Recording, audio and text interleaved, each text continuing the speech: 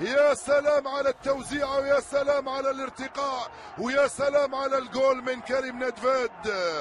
وصل النادي الاهلي من غير اي ضجه اعلاميه ولا اي شروط. الاهلي عاوزني اذا انا موجود، حتى لو في مكاني افضل لاعبي خط الوسط في افريقيا، ولكن اخش المنافسه وهحاول اثبت نفسي. كريم ندفد براهن انه يكون من اهم لاعبي خط الوسط في مصر بل في افريقيا بشكل عام في الموسم القادم، لانه اكتر واحد يقدر يعمل نفس واجبات حمدي فتحي، يقدر يعمل التكمله داخل منطقه الجزاء ويسجل اهداف ويصنع كمان، وده كان بيعمله زمان في النادي الاهلي مع حسام البدري، وكان هداف الاهلي في افريقيا في وجود لاعيبه مميزه جدا في نص الملعب، ولكن في اخر فتراته مع النادي الاهلي كان بيقدم مستوى ممتاز. الشحات مع الكوره، بص حلوه كريم والهدف جول. 5 النادي الاهلي.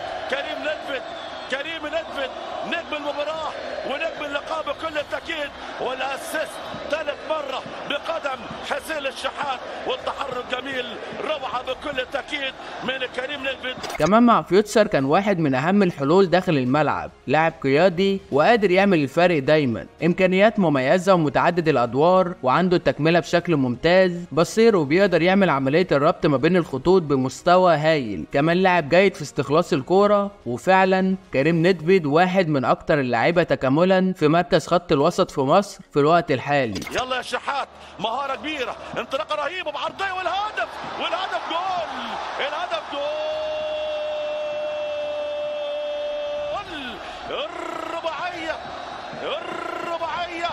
كريم ندفد يسجل مشاهدينا الهدف الرابع. انا شايف انه حل كبير في طريقه لعب مارسيل كولر، وبقولها تاني، اذا خد فرصه كويسه هيكون من اهم لاعبي خط الوسط في افريقيا بشكل عام، وده كله طبعا في مصلحه النادي الاهلي، وربنا يبعد الاصابات عن كل اللاعبين باذن الله. قول لي بقى دلوقتي توقعاتك لمستوى كريم ندفد مع النادي الاهلي في الموسم الجديد، وهل هو هيتألق ولا انت شايف ايه؟ يلا يا ناصر، الاهلي الباصه، كريم ندفد واللمس والهدف، ولكن تلعب بره. للباك اليمين محمد هاني، محمد هاني والعرضيه عاليه فوق راس والهدف جول. جول جوا جول. التعادل التعادل التعادل التعادل. ولحد هنا صديقي انا خلصت كلامي، اتمنى توحد الله لا اله الا الله وتصلي على سيدنا محمد عليه افضل الصلاه والسلام، واعمل لايك وسبسكرايب وفعل زر الجرس. وكان معكم اخوكم طوفان اهلاوي، نتقابل في حلقه جديده ان شاء الله. سلام. الشحات مع الكوره، بص حلوه كريم والهدف جول. 5 النادي الاهلي.